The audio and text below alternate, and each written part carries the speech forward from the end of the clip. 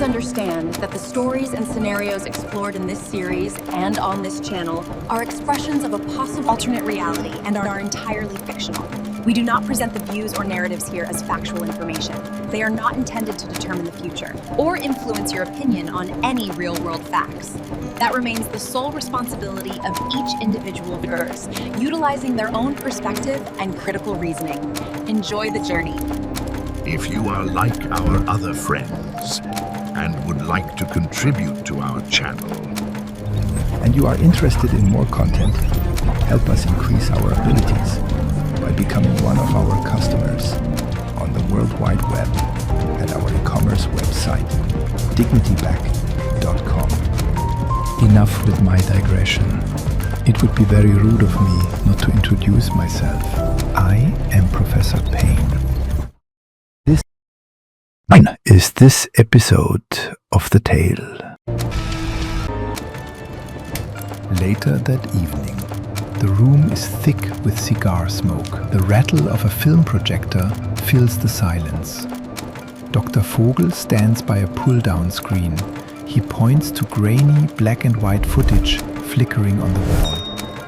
The bird's telemetry confirms it. The frequency was identical. In the beginning of this current expedition, Egypt was the turning point, and it happened sometime in the summer of 1928. Dr. Fogle was conducting an expedition on behalf of the German Kaiser Guard University, following up on his thesis of lost human technology and history. The sweaty laborers Payne's long task were commissioned for long, painful hours and for low pay when they were lucky. Then everything changed. A new discovery was found while Dr. Fogle was digging in the sand. It was an artifact, a glowing stone brushed clean by Dr. Fogle himself. 10 years ago, in the necropolis of Saqqara, they found the first anomaly and thought it was just an isolated event. They uncovered something that was never meant to be discovered on this timeline. They changed history by destroying any remnants of any civilizations here on Earth before now. They call the time before 1692 as the Dark Ages because someone deleted sacred knowledge of the actual true human origin on Earth and in the Milky Way galaxy. Everything changed when they found something forged in another place and time, then lost on Earth during the Great Galactic War about 12,000 years ago. When the Archon-controlled Draco elites command their secret dark forces to capture Phaeton, the true fifth planet of this solar system. The Empire's insurgents infiltrated the planet disguised as their own people, and through manipulation, the Draco Empire took control of the defense systems of the planetary grid and proceeded to target the Galactic Council of Worlds, specifically the Galactic Trade Station orbiting Jupiter. The planetary core tab was online. Planetary siphons activated, and after synchronizing of the magnetic array, the orbital rift opened, and with their target locked in crosshairs, they activated the core tab sequence. The firing main beam rippled the planetary crust, confirming penetration. The target's extraction progress has begun.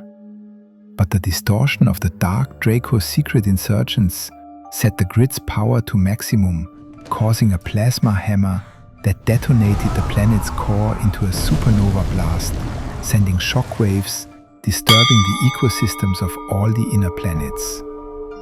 The blast was so strong, it almost activated Jupiter into a star, a reaction known as stellification. This would have created a dual sun environment, the perfect environment for the lizard's new home solar system, their ultimate goal. The one device forged on this planet that was capable of keeping the lizards at bay was the crystal bell, die Kristallglocke, later to be known as the resonator here on Earth. In the blast, the bell and its matching crystal clapper, die Kristallklappe, were both sent hurtling independently through space. The Clapper landed in Egypt, and the Bell landed on Mount Everest. And for 40 days and 40 nights, the surface water of Mars rained down on Earth as microcomets from being blasted to Earth from Mars. Earth's surface was 1/4 water before this event, and now, after, its surface is 2/3 covered by water. This German expedition may be the human race's only chance of survival. The last of these components is located here, buried under the ice. When the bell is struck with the Kristallklatsche, the crystal clapper, the bell rings at precisely 7.83 Hertz. The heartbeat of the Earth itself and the Eagle's radar picked up the interference pattern 3 kilometers due north of their base camp location. A long line of German soldiers in white winter camouflage marches slowly along a razor-thin ridge. They disappear into the cloud line, moving toward the coordinates the Eagle found. Thanks for viewing the first part of this multi-part series. Don't forget to like, comment and subscribe to be notified when the next sections are published. Bow to me or die!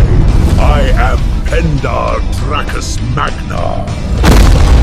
In upcoming sections, you will meet Reptilius, the last Light Guardian. Sensei has reached his 333 year and needs a new body for his next tour of Guardian service.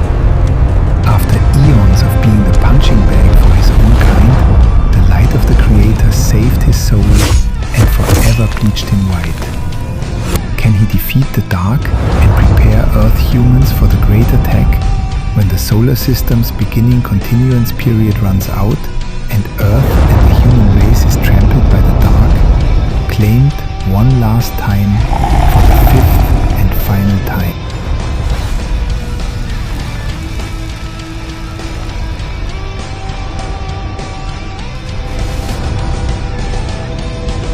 The views and narratives presented in this video and across this channel are works of fiction and are intended purely as an exploration of an alternate reality.